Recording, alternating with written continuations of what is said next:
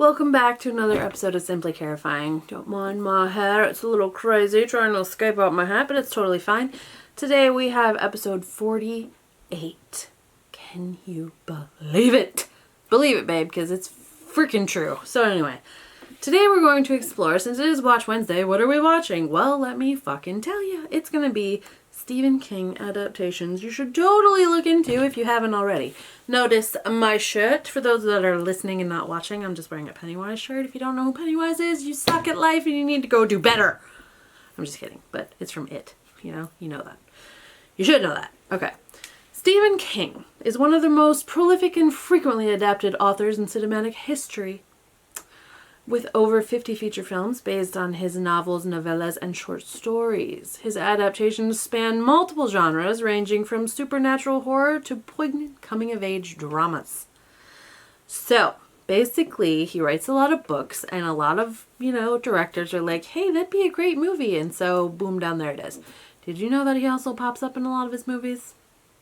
He does, or at least he did, right? Like, Once Upon a Time. Pet Sematary. Oh, God. Okay.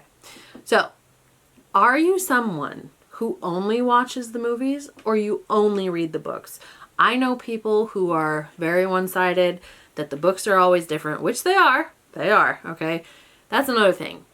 It's really weird if you read a book first and then you see the movie, because you already know what's going on, right? You already know, but then when you see like faces, it's kind of like a weird thing, like any book that goes into a movie, right? Like, when you're reading a book and you have no visual construct of what's going on, like what the characters look like or whatever, unless it's drawn out for you, you have an image in your head. You have the movie version of your mind, basically. So you read this book, like let's say It. Very long book, okay, but you got the characters, you got the storyline, you got, all of the stuff, you got the backstory, all of that. And then all of a sudden it comes out as like, what was it, a 3-part miniseries, 2-part mini, whatever it was in the beginning, because it was too fucking long to run at once. So, you watch it. Okay, so the characters in your head now have faces, but like you're going through the dialogue of the story a lot of the times. A lot of readers do this sometimes. And sometimes it doesn't line up, and a lot of times there's a lot of shit that's missing. It's almost like they put the meaty stuff in the book, because when it comes to visual observation, there are a lot more things you can get away with on the page versus on the screen. On the screen, you got to take into account, a whole bunch of things. Then, you go by the rating and whatever else. So, when an author is free to put all the details, all the extras, all the good shit in the book, it's really hard for the readers who have read that book, who like that book, and see it come out on screen somewhat of a diet version. You know what I mean? A little bit altered, a little bit, yeah. On the flip side of it, people who watch the movie and go in reverse and then are like, hey, I like that movie, but I also know it's a book, so now I'm going to read the book. Now, those people kind of have it kind of flipped, right? They have the faces of the characters, so that's what they see when they read. But then they get the missing pieces and they're like, oh shit, this wasn't in the movie. Like, let me read that again. So are you someone who does the watching or the reading? Are you someone who does both, and in what order? Like, it's one of those weird things to think about, right? You don't really get it. And it is one of them, because that some of those scenes were a little bit altered and some were just left out altogether, because on the screen, crazy shit. But anyway, if you haven't read it, definitely read it. You know what I mean? Like, it's been out long enough. Like, you can do it. I know you can do it. So we're going to get into some critically acclaimed masterpieces, Stephen King adaptations. Oh my lord. Going back as far as Carrie, 1976. Now, what I find interesting is not only are these movies created from the stories in the books, but then years later they're also remade. So here's the next thing. People who read the books, saw the original movies, and then have to also see the remakes, like, what's better? I mean, effects and everything, they progress and they get better, but it doesn't always make for a better movie, right? And that definitely doesn't always make for a better story. So, like, yeah. So Carrie was the first ever King adaptation. Don't know if you knew that. Directed by Brian De Palma and remains a definitive classic of the horror genre. Now that one was remade. And actually, let's back up on that. So that original one came 1976. There was actually a Carrie 2 that came about early 2000s, late 90s, one of those. Okay, and that was just kind of like a, hey, you know, this already exists, let me just put another Jenga there and go off of that. But actually, Carrie was remade again in the early 2000s or mid, I don't know, but it's had its time, right? Like, it's gone around. I wouldn't be surprised if they're getting ready to do it again, which I want to say they are getting ready to do it again. But hey, that was 1976 that kicked it off. Very first one. So, think of all the movies you've seen that have Stephen King tied to it, and it all goes back 76. Fucking nuts. Crazy. Another big hitter, Shawshank Redemption. Okay. It has held #1 spot on top 250 movies list on IMDb's top 250 for a very long time. That came out in 1994. If you haven't watched that, again, like the books, because I mean, very rarely can you go in and get a Stephen King book that's like, you know, you're talking like this. Like, you could use this book as a weapon kind of deal. That's the kind of girth it's got, right? The movies are the same. Usually, like, back in the, I mean, VHS days, I want to say that I don't know if it had 1 or 2.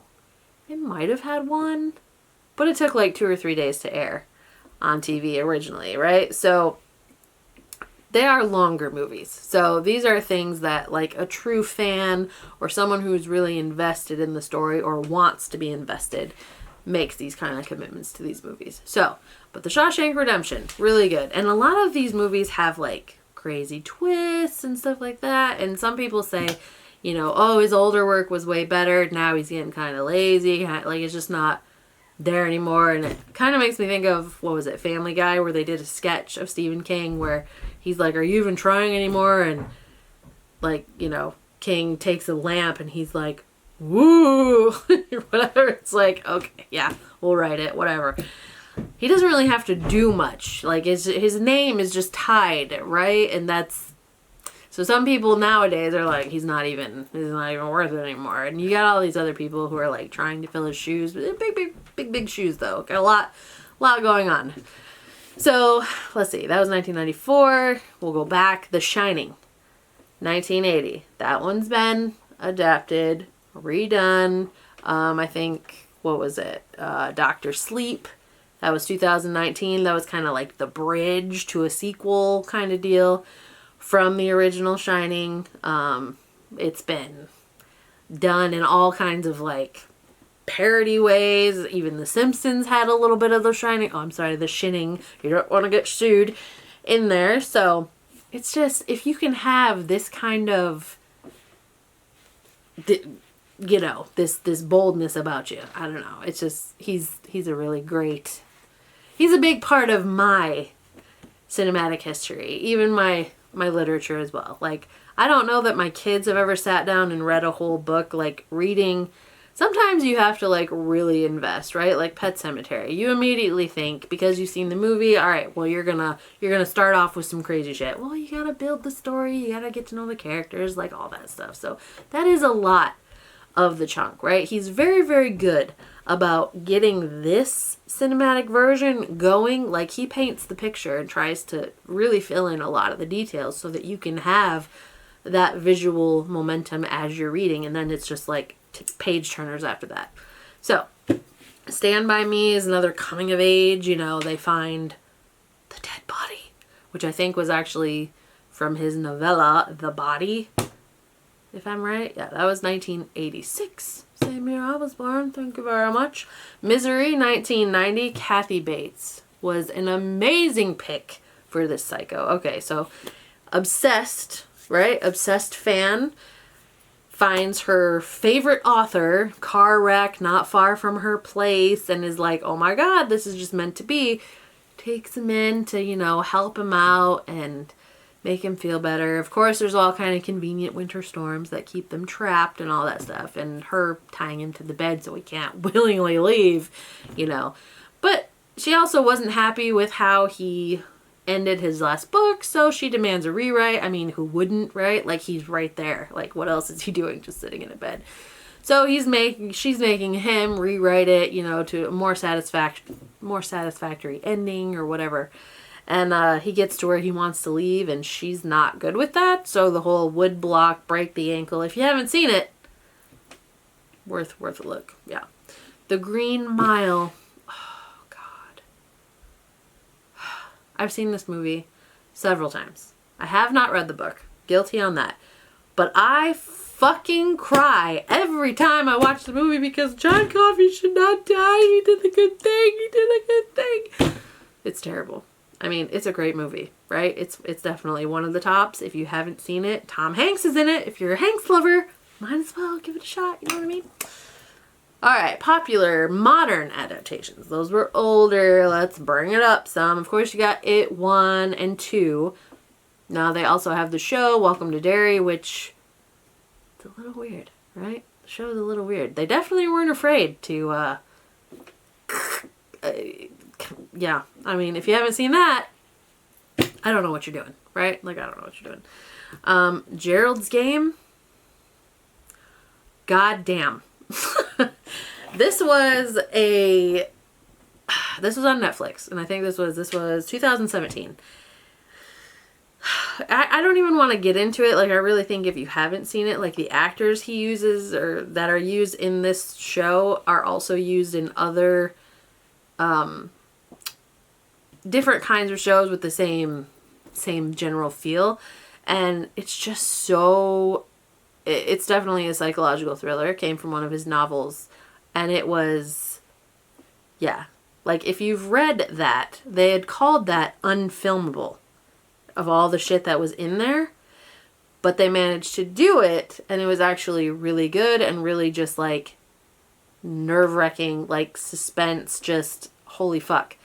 So, husband and wife get away to this cabin. Husband handcuffs woman to the bed, just like this. Like, you think about being stuck like this, and then some shit goes down. I'm really not even going to say anything else. I think you should definitely just go watch it. And then if you have seen it, comment, you know, your favorite parts, most sketchy parts. If you haven't seen it, be like, I'm going to watch it now. Thank you. And whatever. Back to it. Pennywise started, if you don't know, Tim Curry is the original Pennywise.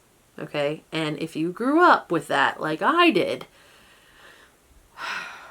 Now, Bill Skarsgård is a amazing torch runner, okay? He took that, and it's so weird to see a side-by-side of him and Tim, like, about the same age playing this fucking guy, because, yes, the clowns look different, but goddamn, like, it is, they knew what they were doing with casting. We'll just say that. So, recent and upcoming releases. Okay. Some of this is where I can see maybe they lost the luster or the hope, or they can see it kind of like a bit of a decline. So, The Long Walk. Okay, this was last year. I know it's like a dystopian survival thriller. Positive reviews. I mean, it didn't do horrible at the box office, but like, okay. It's not something that was set up and like made me feel like I had to go see it. I haven't seen it yet, but there just wasn't that drive. Even though his name is attached to it, there just, whether it was how they played the trailer or like the lack of putting it out there, I don't know. There just wasn't like a pull like there once was. The Monkey was another one from last year. At first I thought maybe this could have been like spoof material, and I'd watched the trailer several times. And what got me is like there's this little toy monkey, right? And when his arm goes, something with the monkey and it kills people basically, or like people die mysteriously around him, but in like really fucked up ways. It's kind of like Final Destination with a souvenir toy. I don't know. Like, it's just kind of... Again, it's like I actually started watching that, and some of the dialogue and some of just like the scenes was just like, okay, well, I'm not this bored. Like, let me go do a puzzle or something. Let me go read a book, because this is just, it's not holding me. Like, it's, I don't know. So I didn't even finish it. This is kind of, now you gotta think. The first movie came back, it came out in 1976. That is a long time of constant running, you know, shows and movies that have been attached to your work. So it's kind of like, they can't all be good, right? Like, you can't just all be good, but some are, I don't know. Yeah. Running Man is another one that came out last year, and A New Salem's Lot, which I want to say there was an original Salem Lot long ago, right? Like 80s, maybe? I don't know. So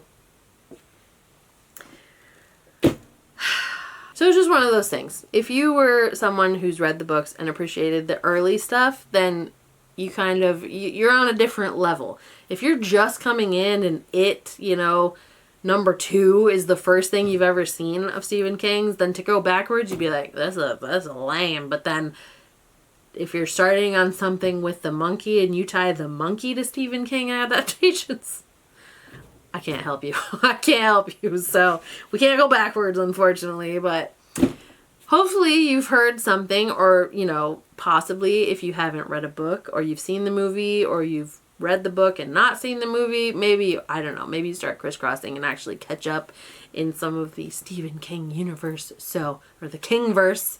The Kingverse? Sounds fucking weird, but anyway. Thank you so much for watching. We're going to wrap it up here. That's been another Watch Wednesday, and we will see you next time. Hope you all like, subscribe, share, all the fun. You already know. You know what to do. Good job. Have a nice day.